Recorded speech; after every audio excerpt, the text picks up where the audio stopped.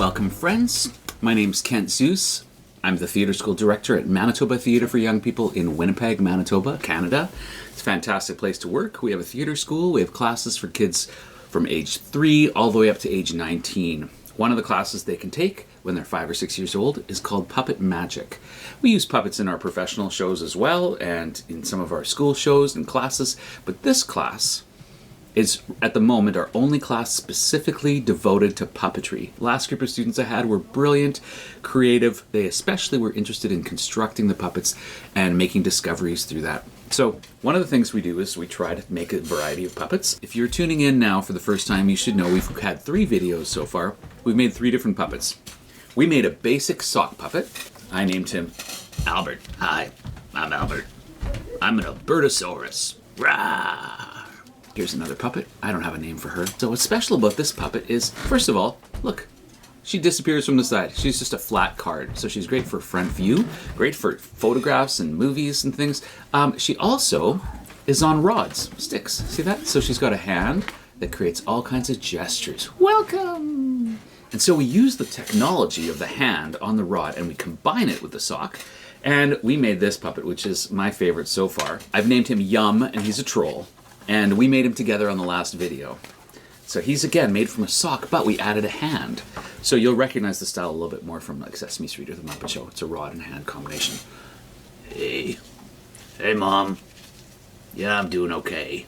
Anyway, we're going to use some of those ideas to create a box puppet. All right, it's going to have an arm, although the sample has an arm on a rod, but we're going to use our own hand in the puppet to make the puppet hand. I'll show you how that works. This was created for the puppet class, and Puppet Magic students were actually in the process of building this puppet when we had to cancel classes due to the COVID-19 crisis and everybody had to stay home.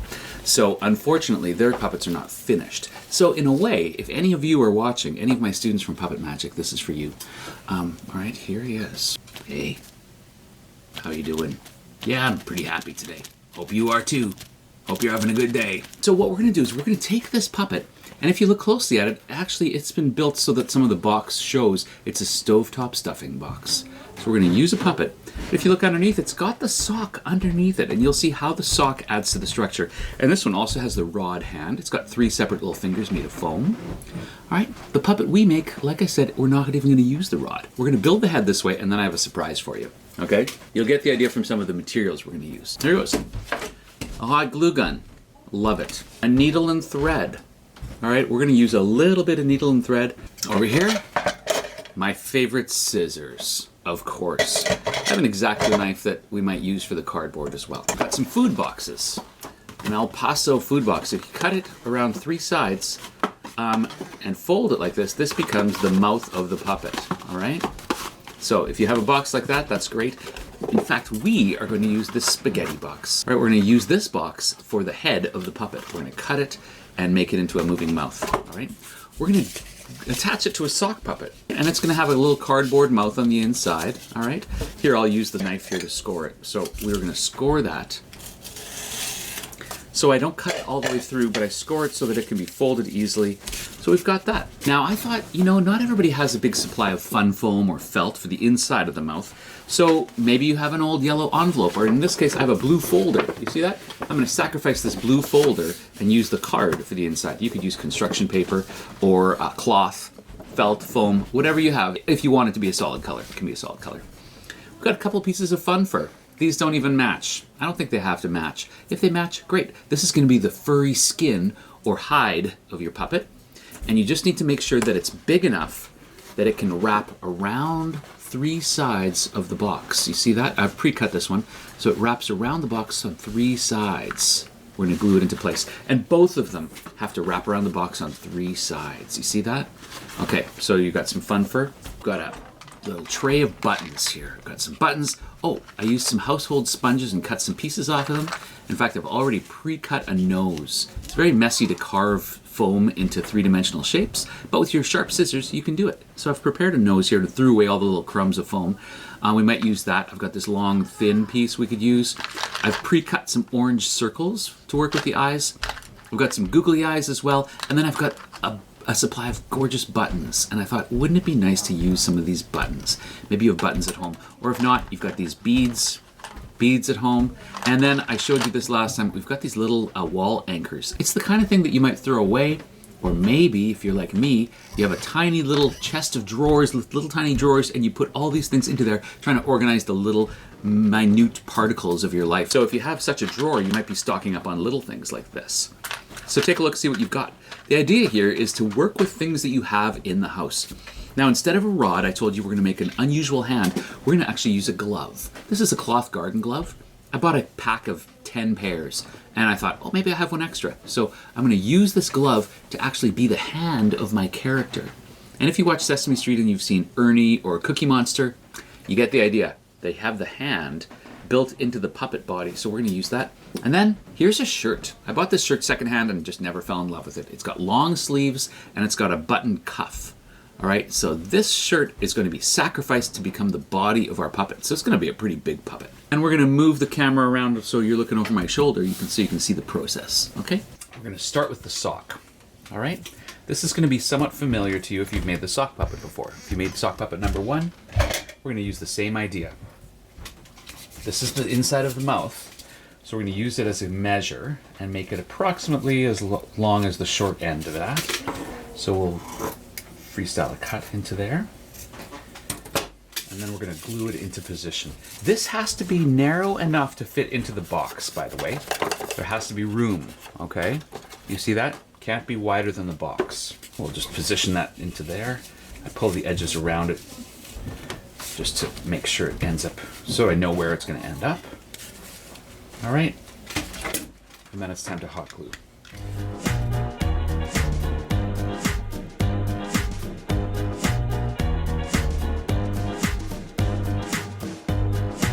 So there we have our sock puppet ready.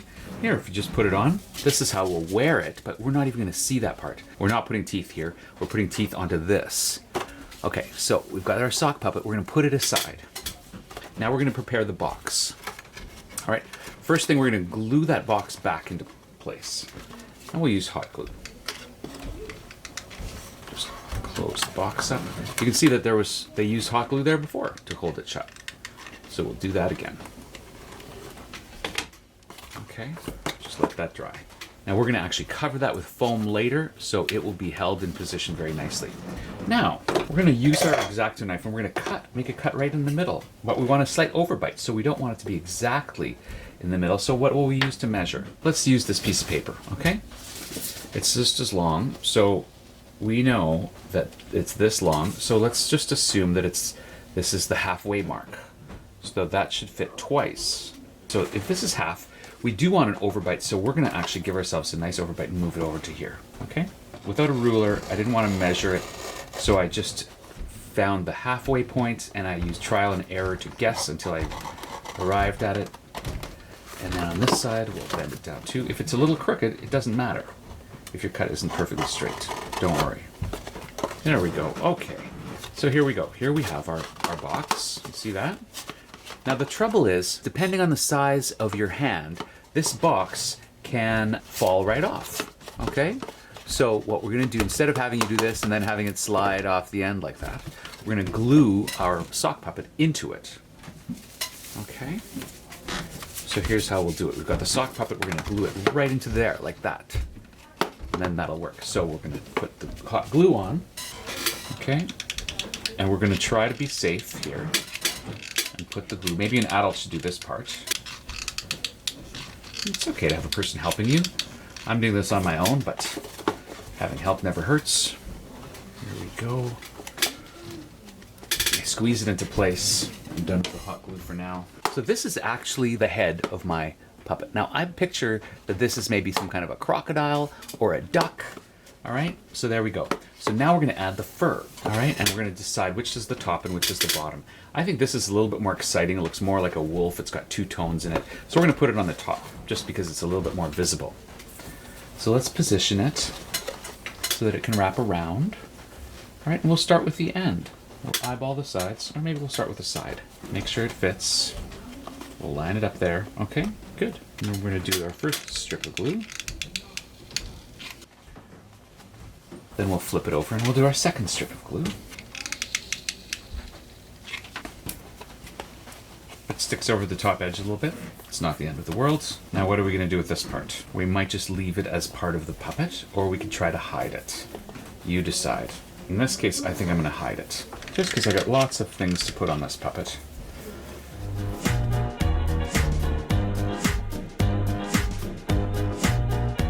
Now to fix it up a little bit, we're just going to add a little more glue on the sides here. Another strip of glue. Get a little closer to the top. Do we need it on this side? Yes, we do.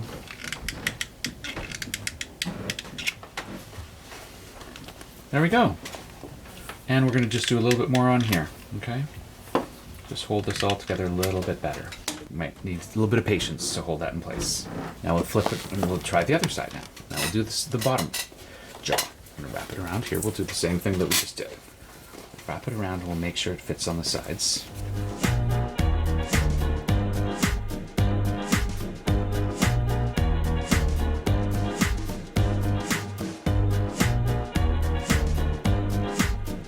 So I've got a little bit of rough edge here. You know, I am going to trim it off a little bit. It seems like it's more than I need. So the easiest thing is to just trim it a little. There we go. It's just a little tidier. Now at the end, glue that end on. I'm going to glue this part on first. So a little more planning here, Kent. There we go. And then we'll glue it on. It's like a present. It's a little present. Let's see what we're looking at here. Here we have our puppet character with its overbite. All right, now, if you were sewing, you could stitch these sides here, and that would work just fine. But sometimes if you're in a puppet class, you need to work a little faster than that. It's pretty awesome, eh? Pretty awesome. That's a very expressive mouth, and it's a long snout. So I don't know, if we put the eyes near the end, we could, or we could put the eyes on the sides, or the eyes up here, we'll see. Whoa, bro. But it's got a certain snoutiness to it that is really appealing. Now we're going to try to attach these sides together here so that it stays closed. All right. It could be that it's a little on the narrow side because it's a pretty narrow box, but I think it's going to work. So let's just give that a try. I'm going to do more hot gluing to make that seam work.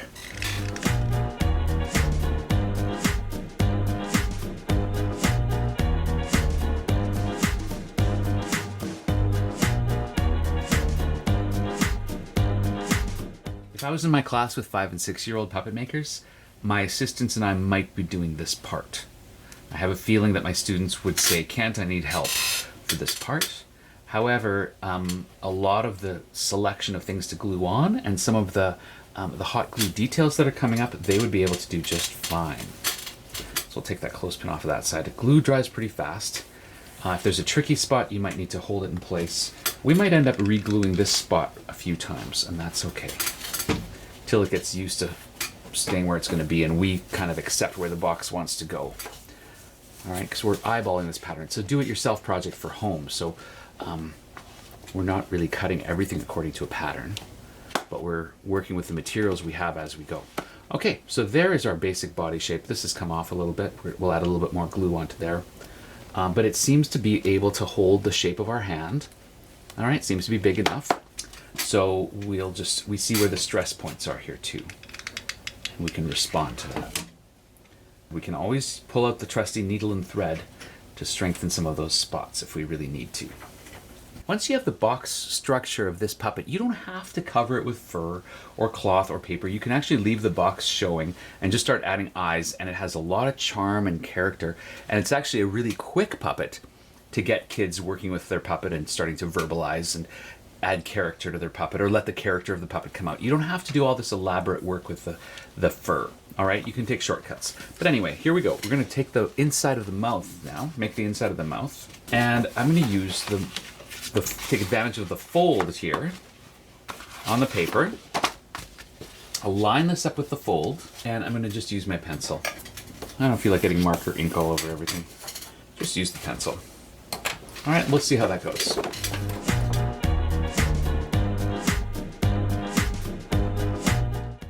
This piece of cardboard right here. Let's see how we did. Pretty close. I'm gonna cut a little smaller at the end here, and at the bottom end, we'll just curve the corners just a little bit, just for appearance's sake. All right, so now we've got that in position. I'll flip that down. We'll use some hot glue. You could use white glue for this part. Doesn't have to be hot glue. Doesn't have to be hot glue at all. And there we go. We've got the inside of the mouth done. Look at that. Let's start with the nose. I was really hoping to put this nose on there. I don't know if it quite suits it to put this nose on, actually. Maybe this is the nose. Let's give it some teeth. Yeah, let's put some teeth on it. One tooth there, one tooth there. We'll put a tooth on in place right there, and a tooth in place right there, and I think that will stick quite nicely. Now let's think about those eyes. I do like the orange eyes. Having them in the front is odd. Having them in the side works too. What about a bit of an angle on the top? Maybe something right there, eh? Okay, so I'm going to put some hot glue in there. I do want them to be visible from the front. And then some buttons over the front like that. Beautiful button. So here, let's go with another option here.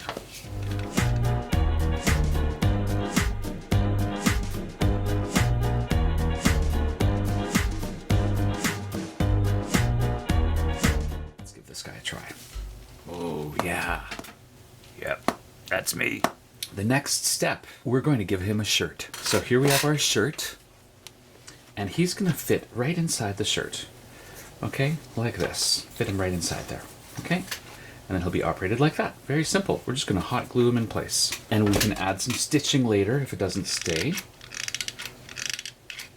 There we go. And I've got my needle and thread waiting here, so let's see if that's still ready to go. There's my needle and thread. You know, we'll just do a little bit of stitching on the back of the neck, just for strength.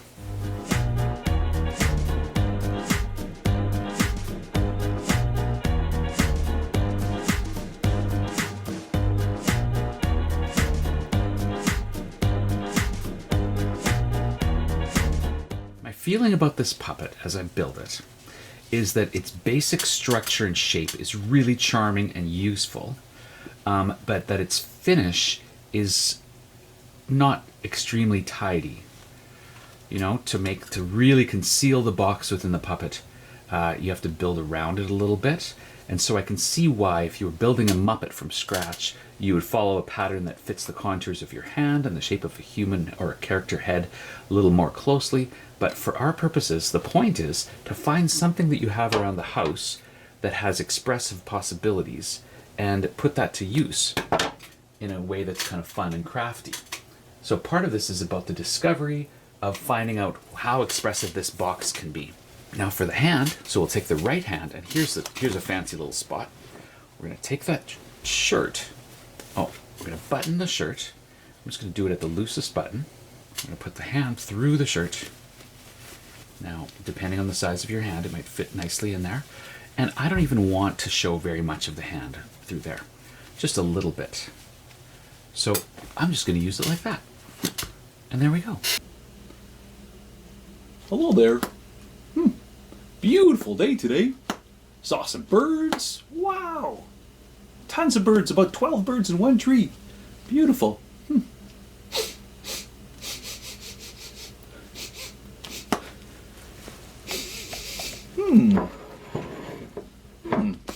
What's this?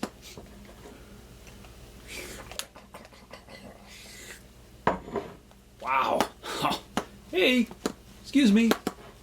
Could I get a refill?